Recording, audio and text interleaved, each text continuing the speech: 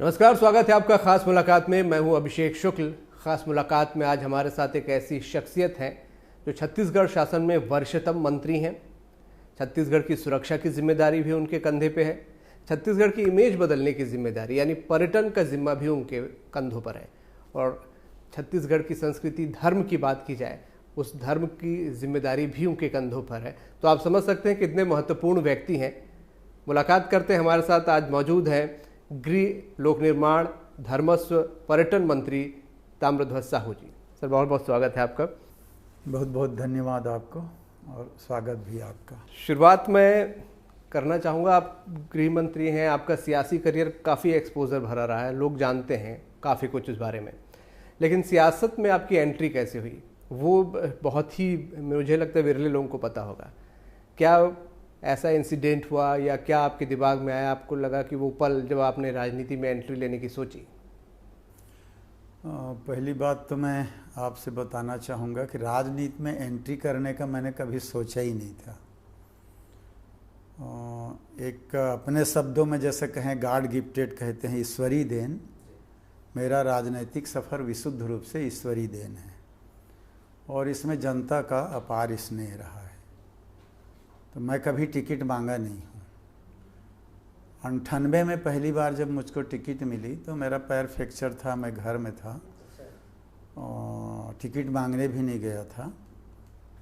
राजनीति से जुड़ा हुआ था, पंच सरपंच की बात या अन्य अन्य पदों में रहा हूँ, लेकिन टिकट मांगने नहीं गया था। मुझे अच्छी तरह याद है 98 में 6 तारीख लास्ट डेट था फार्म भरने का। 4 तारीख की रात में मुझको फ़ोन करके पूछा गया कि तुम्हारा पैर ठीक है क्या, चुनाव लड़ेगा? मैं बोला आदेश होगा तो लड़ूंगा। माननीय दिग्विजय सिंह जी ने मुझसे फ़ोन से दिल्ली से बात किया और अचानक मुझको टिकट दी गई, वो भी ऐसे जगह धमधा। मैं दुर्ग का रहने वाला हूँ, कभी धमधा गया नहीं। और लास्ट डेट मुझको लड़ने का आदेश हुआ, प्रस्तावक ढूंढ के फॉर्म भरा, धमधा गया नहीं था, गया, लेकिन वहाँ के जनता का स्नेह मुझे चुनाव जिता दिया। मूलतः बड़ी राजनीति का जो है वो शुरुआत वहीं से हुई। हालांकि उसके पहले मैं माननीय मोतीलाल जी वोरा, मेरा गांव माननीय मोतीलाल जी वोरा का क्षेत्र रहा, उनसे जुड़ा रहा। पंच सरपंच था, सरपंच के नाते गांव के विकास के लिए जाता था, तो जुड़ते गया। फिर कांग्रेस के छोटे मोटे पदों में आया। वोरा जी माननीय मुख्यमंत्री बने मध्य प्रदेश के, तो 89 में मुझको मध्य प्रदेश पाठ्य पुस्तक निगम का उपाध्यक्ष बनाए, राज्य मंत्री का दर्जा वो भी उन्होंने बनाया। तो ये एक ऐसी शुरुआत आप होते गया है। न कभी मेरी मंशा रही कि राजनीति में रहना है या किसी पद में जाना है, महत्वाकांक्षा नहीं रही। 98 में रहा, 5 साल, 2 साल मध्य प्रदेश में रहे। फिर 2000 में छत्तीसगढ़ राज्य अलग बन गया, तो यहाँ आ गए। यहाँ राज्य मंत्री के रूप में 3 साल काम किया। फिर तो विपक्ष में फिर लगातार दूसरा कार्यकाल भी धमधा का विधायक बना। फिर डिलिमिटेशन में धमधा विधानसभा ख़त्म हो गया, तो पार्टी ने मुझे बेमेतरा भेज दिया। तो वहाँ के लोगों ने भी जिता दिया, उनका स्नेह मिला, 5 सालों काम किया। फिर लोकसभा पार्टी ने आदेश दिया कि लोकसभा लड़ना है, तो लोकसभा भी लड़ा। उसमें भी जनता का स्नेह पूरा दुर्ग लोकसभा में मिला, जीतकर दिल्ली गया। दिल्ली में भी आदरणीय राष्ट्रीय अध्यक्ष सोनिया गांधी जी, राहुल जी, जो जो जिम्मेदारियां मुझको वहाँ देते गए, 7-8 जिम्मेदारी। नया सांसद था पहली बार का, तो ऑल ओवर इंडिया पूरा राष्ट्रीय ओबीसी डिपार्टमेंट का मुझको चेयरमैन बनाया। ये सबसे बड़ी जिम्मेदारी थी। और 15 साल से बंद पड़ी संस्था को मैंने पूरे भारतवर्ष के हर प्रदेश में कोशिश किया कि उसको नए सिरे से शुरुआत मैंने की। उससे भी बड़ी जिम्मेदारी फिर मुझको CWC का मेंबर बनाया गया। कांग्रेस वर्किंग कमेटी, जो हमारे कांग्रेस की सबसे बड़ी संस्था है, जो नीति निर्धारक संस्था कहा जाता है, जो कांग्रेस के संपूर्ण गतिविधियों का संचालन करती है, निर्णय करती है, उसका मेंबर मुझको बनाया गया। तो ये मेरे लिए सबसे बड़ी बात है। बड़ा लंबा सफ़र आपका रहा है, जिसे आप गॉड गिफ्ट या ईश्वरी देन कह रहे हैं। वो शायद आपकी सौम्यता, सहजता है कि लोग आपसे जुड़ते भी चले गए और आपको जीत भी मिलती गई। एक सवाल सबके जहन में आता है कि राजनीति में बड़ी तिकड़म चलती है, लोग बोलते हैं चुनाव जीतने के लिए बड़ी मशक्कत करनी पड़ती है। ये सवाल बार बार हमारे भी जहन में आता है कि इतने सहज सरल इंसान आप लगातार चुनाव जीतते रहे, क्या इसके पीछे फॉर्मूला है? मुझे तो कभी कोई तिकड़म करने की ज़रूरत ही नहीं पड़ी। जितने भी कार्यकर्ता रहे हैं, जहाँ भी लड़ा हूँ, और जनता रही हो, उन्होंने खुद चुनाव संभाल लिया, खुद वो लोग करते थे। मैं तो सहजता से बस घूमता था, गया तो गया, नहीं गया तो नहीं गया।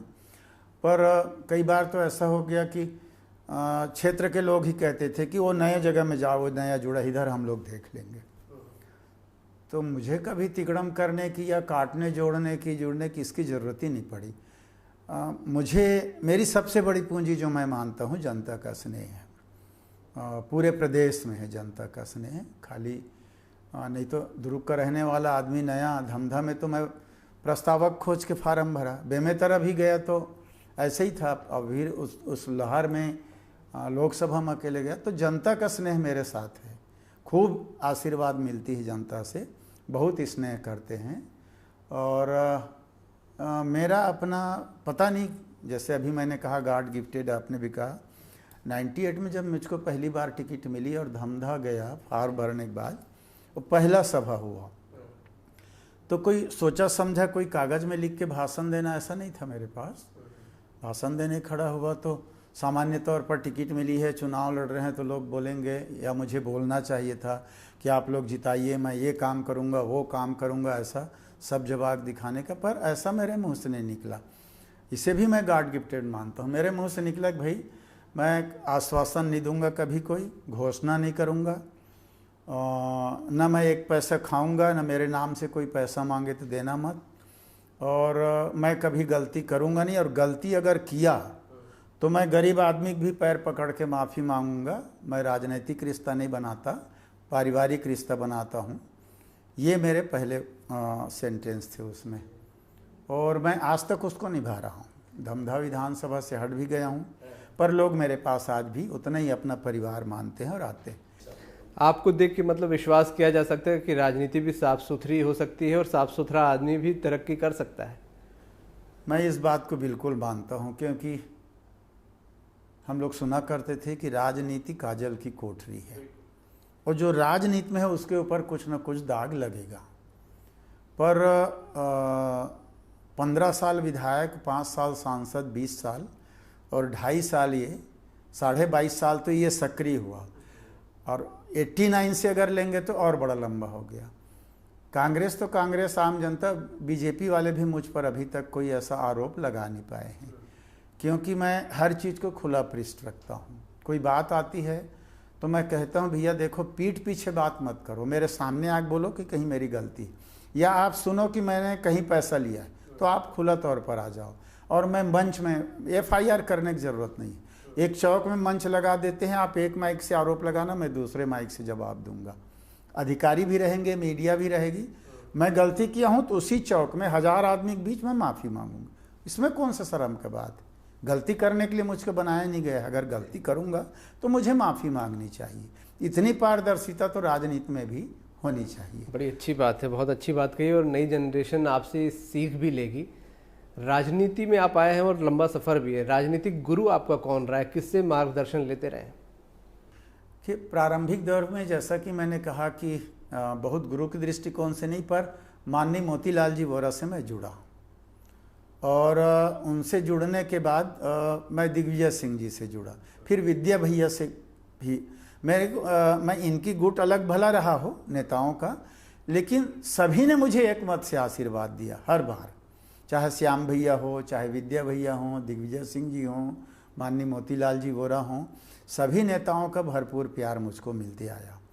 पर प्रारंभिक दौर में शुरुआत जो मैंने किया माननीय मोतीलाल जी वोरा, तो एक प्रकार से उनको मैं अपना गुरु कह सकता हूँ। तो आपकी सक्सेस के पीछे ये भी माना जाए कि निर्गुट रहे, आप किसी गुट में कभी नहीं रहे, इसीलिए सबके लिए एक्सेप्टेंस आपकी बहुत आसानी से रही? हाँ, मैं मूल अपना कांग्रेस पार्टी का हूँ, किसी व्यक्ति विशेष के गुट का नहीं रहा। और वोरा जी की कई खूबियाँ थी, उसको मैंने अपने जीवन में उतारा। कभी बदले का भावना नहीं रखते थे, और सहजता से माफ़ कर दिया करते थे, खराबियां उसमें मैंने नहीं देखा। विकास के प्रति वो समर्पित रहा करते थे, हर गरीब से भी बात करते थे, बहुत सारी अच्छाइयाँ उनमें मैंने देखी और मैंने कोशिश किया, मुझे अच्छा लगा तो उसको अपने जीवन में उतारूं। आपकी सरकार के कार्यकाल के आधे कार्यकाल गुजर चुका है, 2.5 साल गुजर चुका है। आपके पास छत्तीसगढ़ की सुरक्षा की भी जिम्मेदारी है, चाहे कानून की बात कर ले या नक्सल समस्या। कितने अपने आप को सफल मानते हैं और आगे कितनी चुनौतियां मानते हैं? इसमें मैं बड़ी सफलता हमारे विभाग की मानता हूँ और इसका श्रेय मैं देना चाहूँगा हमारे मुख्यमंत्री माननीय भूपेश बघेल जी को। बहुत बारीक नज़र रख रहे हैं वो हर विभाग में, न केवल मेरे, हर विभाग में। और अकेले बैठा रहता हूँ तो कभी कभी दिमाग में आता है, देखिए नीचे से ऊपर तो सब आते हैं, बहुत लोग आते हैं, अधिकांश लोग, लेकिन ऊपर आने के बाद नीचे देखना भूल जाते हैं। लेकिन ये एक ऐसा मुख्यमंत्री है जो नीचे से ऊपर तो आया लेकिन नीचे देखना नहीं भूला है। ये खूबी माननीय भूपेश बघेल जी की मैं मानता हूँ। और इसलिए जितनी ज़्यादा योजनाएं वो बना रहे हैं, जितने ज़्यादा काम कर रहे हैं, नीति बना रहे हैं, वो नीचे से शुरू कर रहे हैं। ऊपर भी कर रहे हैं, उद्योगपतियों के लिए भी कर रहे हैं, नहीं कर रहे हैं ऐसी बात नहीं, लेकिन सर्वहारा वर्ग के लिए, महिला हो, पुरुष हो, बेरोजगार हो, सबके लिए। तो एक बड़ी बात उनने देखा, हमारे गृह विभाग में बराबर हर महीने मॉनिटरिंग करेंगे, हर महीने समीक्षा करेंगे। हम लोग अपनी बात रखते हैं कि हम लोगों ने ये काम किया, वो दिशा निर्देश देते हैं कि ये काम और करो, इसको मत करो, ऐसा करो, बराबर। तो उसका लाभ हमको मिला। जैसे नक्सली मूवमेंट की बात उनने बहुत स्पष्ट कह दिया कि हम विकास अंदर तक पहुंचाएंगे, नक्सली आप ही आप समाप्त होंगे। आदिवासियों के मन में बैठना चाहिए कि सरकार उनके लिए है। अंदर के स्कूल 100-150 बंद थे 15 साल से, पिछली सरकारों में स्कूल चालू हुआ, अंदर में आंगनबाड़ी भवन बन रहा है, अंदर में राशन पहुंच रहा है, राशन दुकान बन रहा है, हैंडपंप लग रहा है, बिजली पहुंच रहा है, लोगों को विश्वास आ रहा है। तो नक्सली मूवमेंट की बात, रही सवाल क्राइम की बात प्रदेश में, ये एक आप देखेंगे इन 2.5 वर्षों में जितने भी बड़े से बड़े क्राइम हुए हैं, हमारा गृह विभाग, पुलिस विभाग त्वरित कार्रवाई करके सब में सफलता अर्जित किया है। मैं ये कह सकता हूँ 99% 99 प्रकरणों में हमने सफल हुए हैं, उसको पकड़े हैं अपराधियों को। यहाँ तक कि महीने दिन के अंदर चालान भी कोर्ट में पेश हुआ है और सजा भी मिला है। ये लॉकडाउन के बाद से एक नई चुनौती, क्योंकि क्राइम का जिक्र आपने किया, साइबर क्राइम के तौर पर भी आ रहा है। उसमें भी हालांकि बड़ी उपलब्धि आप लोगों ने हासिल की है, पोर्टल वगैरह बनाकर।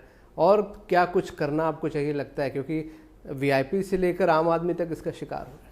नहीं, करने को तो बहुत गुंजाइश है, क्योंकि जैसा जैसा परिवर्तन होता है, नई नई तकनीक आती है, तो अपराधी उसका इस्तेमाल करता ही है। तो अपराधी जब इस्तेमाल करता है तो उससे हमको 100 गुना ज़्यादा होना चाहिए, तब हम पकड़ पाएंगे। तो निश्चित तौर पर कोरोना के चलते हम लोग और जितना मजबूत करना चाहते थे अपने साइबर को, क्राइम को, इंटेलिजेंस को, एक तो कोरोना के चलते सब दिमाग डाइवर्ट हुआ कोरोना में, हमारा विभाग भी। दूसरा, नए नए काम, फाइनेंस पोजीशन भी, आय का स्रोत बंद हुआ, व्यय उससे ज़्यादा बढ़ गया, केंद्र से उतनी अपेक्षित सहयोग हमको जो मिलना चाहिए और भी ज़्यादा चाहिए था, वो नहीं मिल पाया। लेकिन उसके बावजूद हम लोगों ने काफ़ी इसमें मजबूती से काम किया है। कहीं पर भी आज देखेंगे कि इस प्रकार की शिकायत, यहाँ तक 2-2 साल 3-3 साल के पेंडिंग प्रकरणों को भी हम लोगों ने निराकृत किया है। एक इंफ्रास्ट्रक्चर को लेकर बार बार आप लोगों की सरकार में जिक्र आता है कि खेती किसानी के लिए बहुत काम हुआ, अब इंफ्रास्ट्रक्चर पर भी थोड़ा करना चाहिए। किस तरीके का मॉडल या प्लान आप लोगों के जहन में है इंफ्रास्ट्रक्चर को लेकर? देखिए, इस पे मैं एक ज़रा स्पष्ट कर दूं, खेती किसानी को फोकस कर रहे हैं, ये अपने जगह पे अलग बात है, सही बात है। लेकिन देखिए, गौठान मान लीजिए, मैं आपके चैनल के माध्यम से प्रदेश और देश की जनता को बताना चाहूँगा, ये खाली गौठान की बात नहीं है। एक गौठान को हम माननीय मुख्यमंत्री जी की स्पष्ट मंशा है, भूपेश बघेल जी की, कि एक गौठान में पूरे गांव वालों को रोजगार मिलना। बेरोजगार हैं गांव के लोग, रोजगार की तलाश में शहर आते हैं, तो शहर में आबादी अलग बढ़ती है, पीने के पानी से लेकर झोपड़ी, इंक्रोचमेंट, बिल्डिंग, सब। रोजगार अगर गांव में उपलब्ध होगा तो क्यों शहर आएंगे? तो हम गौठान में मुख्यमंत्री जी एक 10 महिला समूह मशरूम उत्पादन, एक 10 महिला के समूह वर्मी खाद उत्पादन, एक 10 महिला समूह कुक्कुट उत्पादन, एक 10 महिला समूह सुअर उत्पादन, एक 10 महिला समूह मछली उत्पादन, एक 10 महिला समूह सिलाई का काम। यानी उस गौठान को लघु उद्योग केंद्र का रूप दिया जा रहा है, तो वहाँ पूरे बस्ती को रोजगार उपलब्ध हो। ये है मूल बात, किसान और गांव। अब देखिए इतनी बीमारियां हो रही हैं खाली केमिकल खाद और केमिकल दवाई के कारण। जैविक के सब आज मुरीद हो गए हैं, मानने लगे हैं। तो आज हमारा वर्मी कंपोस्ट मिल नहीं रहा है, ये स्थिति है अब सब। और एक दिन आएगा, आप देखेंगे साल 2 साल में छत्तीसगढ़ का हर उत्पाद वर्मी खाद से होना है पूरा। तो यहाँ का चावल हो, सब्जी हो, दूध हो, जो भी चीज़ हो, कैसे निर्यात होगा, कहाँ होगा, उस कल्पना करके देखना चाहिए लोगों को। तो इतनी बड़ी सोच माननीय मुख्यमंत्री जी का। अब आपने कहा इंफ्रास्ट्रक्चर की, तो उधर ध्यान देने के बाद इंफ्रास्ट्रक्चर में भी पूरा प्रयास किया, जैसे यूनिवर्सिटी खोलना, उसकी बिल्डिंग बनाना, मेडिकल कॉलेज खोलना, उसकी बिल्डिंग बनाना, कॉलेज खोलना, high school, higher secondary school, hospital. अभी देखेंगे मुख्यमंत्री जी ने कहा गांव तक पहुंचाओ अब हॉस्पिटल को। तो हॉस्पिटल को कोई बाहर तो खड़े नहीं रहेंगे, उसके लिए तो हमको इंफ्रास्ट्रक्चर देना ही है। तो इंफ्रास्ट्रक्चर के क्षेत्र में पूरा, जैसे सड़क, सबसे बड़ी चीज़ है सड़क। इंफ्रास्ट्रक्चर में बिल्डिंग तो है, लेकिन सड़क आप देखेंगे अभी माननीय मुख्यमंत्री जी ने भी कहा है, हम लोग NHAI जो काम करता है, NH का पैसा जो केंद्र से आता है होता है, पर हम अपने ADB से जो होता है, PWD और CGRDC से हम लोग भी जो कर रहे हैं 15,000 करोड़ रुपया हम लोग कर रहे हैं अभी इन्वेस्टमेंट पूरे सड़क। और हम लोगों ने मीटिंग में मार्गदर्शन ले लिया है माननीय मुख्यमंत्री जी से, और पूरे सड़कों को अभी हम इस मार्च तक, इस बजट सत्र में मार्च तक नई सड़कें जितनी स्वीकृत करनी हम कर रहे हैं। वो 15,000 करोड़ जा रहा है, उससे भी ज़्यादा जाएगा तो करेंगे, पर इस मार्च तक। क्योंकि आज हम एक सड़क स्वीकृत करेंगे, वो बनते 1.5 साल 2 साल लगता है। तो हम अगले साल करेंगे, वो चुनाव तक बन नहीं पाएगा। तो इस साल जो स्वीकृत कर रहे हैं वो 2 साल बनते लगेगा। फिर अगले 2 साल जो हमारे पास रहेगा, उसमें हम लोग कोशिश करेंगे पूरा नवीनीकरण कर दे। ठीक बात। एक और जिम्मेदारी, छत्तीसगढ़ की इमेज जो बाहर बनी हुई है, छत्तीसगढ़ से बाहर नक्सल प्रभावित छत्तीसगढ़ को माना जाता है। तो आपके पास ये दोनों ही जिम्मेदारी है कि एक तरफ नक्सल समस्या खत्म करना, दूसरी तरफ छत्तीसगढ़ की छवि चमकाना पर्यटन के रूप में। तो आपको क्या लगता है, पर्यटन में बहुत से लोग बोलते बहुत सारी संभावनाएं हैं, क्या छत्तीसगढ़ में पर्यटन के रूप में होना चाहिए कि छत्तीसगढ़ की इमेज नक्सल समस्या से हटकर और भी बहुत कुछ जो अच्छी है, सुंदरता है, प्राकृतिक, वो नज़र आए, वो दिखे, लोग आए, टूरिस्ट यहाँ पर देखिए पर्यटन के क्षेत्र में नक्सल का जहाँ तक प्रश्न है, नक्सल प्रभावित जो क्षेत्र है वहाँ भर अभी लोग नहीं जा रहे हैं, और बाकी जगहों पे तो आराम से आना जाना हो रहा है। कोरोना के कारण 15 महीने हमारा थोड़ा काम प्रभावित हुआ, लेकिन उस पीरियड में भी, कोरोना पीरियड में भी हम लोगों ने डेवलप किया उसको। और एक दिन मैंने माननीय मुख्यमंत्री जी से निवेदन किया कि जब आप दौरा जाते हैं तो सर्किट हाउस में ना रुके, हमारे मोटल होटल जो हम लोगों ने बनाया उसमें रुकें। तो माननीय मुख्यमंत्री जी रुके भी थे और आके उन्होंने कहा कि बहुत अच्छा बना है। तो अभी हम लोग 14 जगह हमारा ट्राइबल सर्किट का है, उसमें से 9 जगह हमारा काम कंप्लीट हो गया है। उसको हम लोग बना चुके हैं 9 जगह को, जिसमें हमारा जसपुर, कुनकुरी, सरोदा, दादर, कोंडा गांव, नथिया, नवा गांव, ये जितना है 9 स्थान हमारा कंप्लीट है। बेल अप टू डेट बहुत बढ़िया बना है, और ऑनलाइन बुकिंग महीनों का चल रहा है वहाँ पे। एक वाटर स्पोर्ट्स का भी हम लोग कर रहे हैं, जिन बड़े बड़े डैम जो हैं उसको चिन्हांकित हम लोग, जैसे सतरेंगा है, कहीं कहीं क्रूज़ लाने की बात वहाँ कर रहे हैं, वो भी हम लोगों ने शुरुआत कर दी है।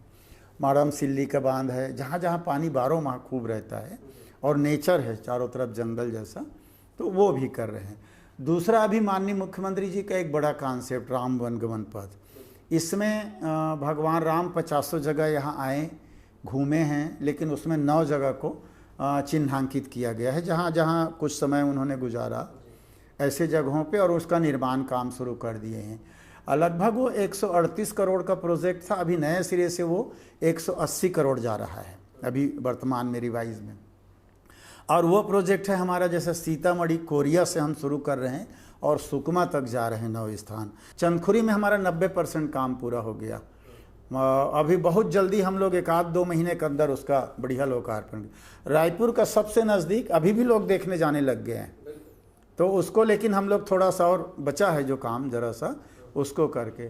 धर्मस्व मंत्रालय भी आपके पास है और इन दिनों राम वनगमन से लेकर राम मंडली को भी आप लोग जो अनुदान देने वाले हैं उसकी बड़ी चर्चा है। विपक्ष भी कई बार राम के नाम पे आप लोगों से भिड़ जाता है। ये किस तरीके की सोच है कि राम वनगमन पथ, चाहे राम मंडली की बात हो या राम धुन भी शुरू हो गई है निगम में, तो भाजपा बोलती है राम को छीन रहे हैं। जो राम को समझते हैं, जानते तो असंभव चीज़ है। कोई ये कहे कि मैं जानता हूँ, ये तो गलत है, क्योंकि रामायण की चौपाई है ये, जानत तुम्हें ही हो जावा। तो राम को जो जानेगा वो बताने के लिए नहीं आएगा, उसमें समा जाएगा। तो जो लोग भगवान राम के विषय में कुछ भी नहीं समझते वो लोग ऐसा कहते हैं कि राम को हमसे छीन रहे हैं। राम छीनने कोई चीज़ है, वस्तु है कि उनको छीना जा सकता है। राम को हम भगवान मानते हैं तो स्वीकार करते हैं तो सबके लिए और सबके लिए बराबर है। ये मेरा है, तुम्हारा एक बात नहीं।